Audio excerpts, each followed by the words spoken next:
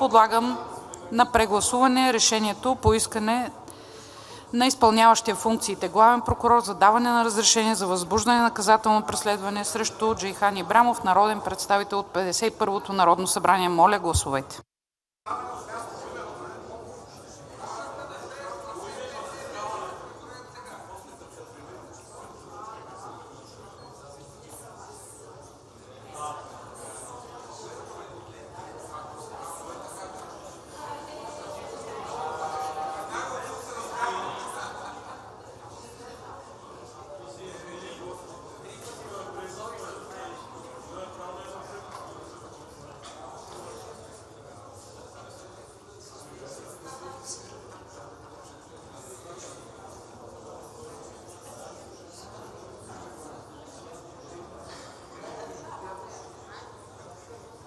Всички ли успяха да гласуват? Не виждам вдигнати ръце.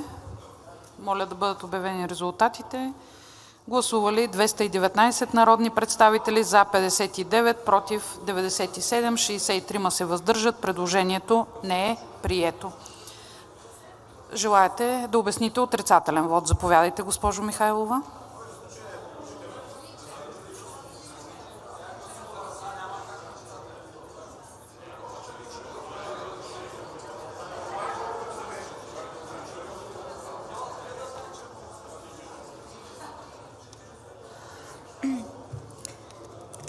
Благодаря ви, госпожо Председател. Взимам думата за различен вот.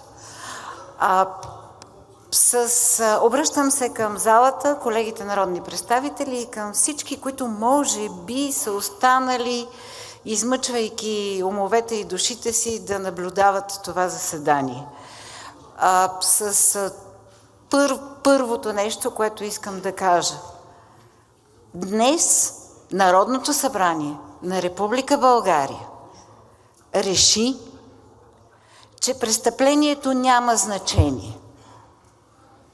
Днес парламентарни групи, които претендират да бъдат ментори, да бъдат защитници на правото в България, показаха на българската прокуратура, на българския съд, на българските граждани, че престъплението няма значение. Ако е извършено от някой, който ни е важен в момента, той ни е важен в момента. Но днес с този вот ние на практика нарушихме собственото си достоинство, нарушихме достоинството на Народното събрание. Опасно е, колеги, грозно е, недопустимо е, различно е от демокрацията.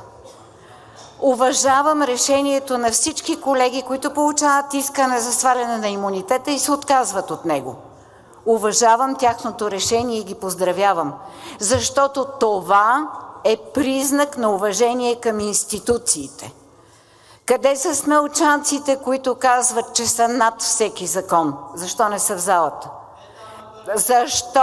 Защо човека, на когото посветихме толкова часове днес, не е в залата? Защо няма достоинство, колеги? Защо всеки път, когато стане дума за нарушение, вие питате за нещо друго? Защото няма достоинство. Срам! Благодаря ви. Благодаря ви, госпожо Михайлова. Друг желае ли да обоснове различен вот? Не виждам. Преминаваме към следващата точка.